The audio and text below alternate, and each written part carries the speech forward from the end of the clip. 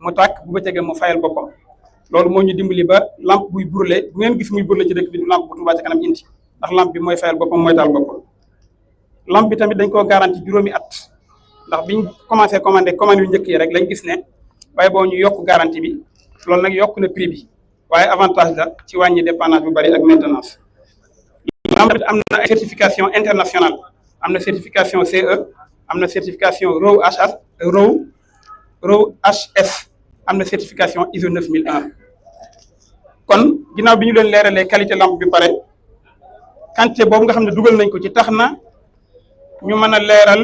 biir corniche bi toll ci 16 kilomètres carrés mooy corniche bi nga xam ne moom la fi sëñ Abdou Lahad defoon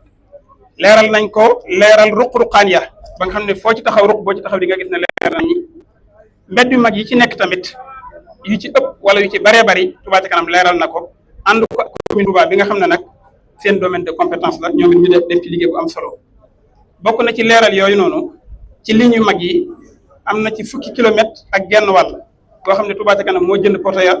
moo jënd lampe yi moo def installation bi lépp réalisation bi am na ci ñaar fukki kilomètres ak ñett ak genn wàll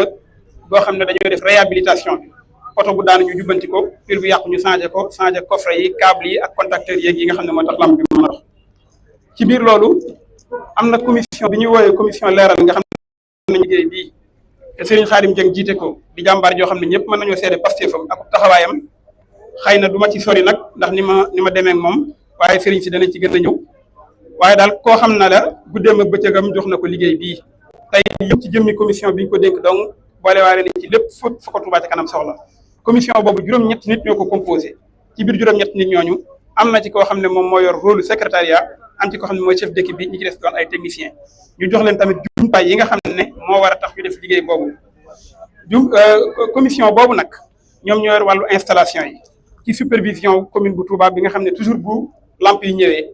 dañuy bind bataaxal boole ci quartier yi ñu ko bëgg a installé nañ ko bëgg a installé ndax ren jii lu toll ci fanweeri quartier ak juróom-ñeent lañ ko bëgg a séddale ñu boole koog bataaxal yónnee ko commune bi def ci lettre yónnee ko sous préfet ndax ñoom la ñu seqal liggéey bi ñoom nag ñi ngi ànd ci installation bi lu dul ne seenu jot xañ leen ko bu dul loolu rek camion nacelle bi ñu am ak équipe bu commune bi dañuy ñëw ànd ak Touba ca kanam jàpp ci installation bi ñu ngi leen ci tàllalal loxo ndax dañu bëgg mu gën a gaaw ci biir loolu luy tolloo ñaar fukki génn ak juróom dañ koy amal weer wu nekk di xoolaat lampe yi ñu installé woon yi nga xam ne ab pièces yi nekk ci biir dund gi dafa jeex ñu war ko remplacer waat ak yi nga xam ne léeg-léeg oto mbëkk ko yooyu yëpp ay liggéey la yoo xam ne commission bi moo ciy taxaw di ci def liggéey bu am solo ci biir liggéey boobu lampe yi nga xam ne andi nañ ko fi tañ doon wax léegi caractéristique technique yi ak qualité beeg yooyu li mu coûté Touba ca kanam boo boolee jënd bi ñu ko jënd ak transport beeg frais portuaires yeeg douane ak ya ci aju toll na ci 130 millions mooy 5000 lampes yi nga xam ne moom ngeen di gis nii loolu kon mooy li nga xam ne moo aju ci wàllu éclairage public Touba ca kanam ba mu ko dalee def ak léegi defagul na ci 24 900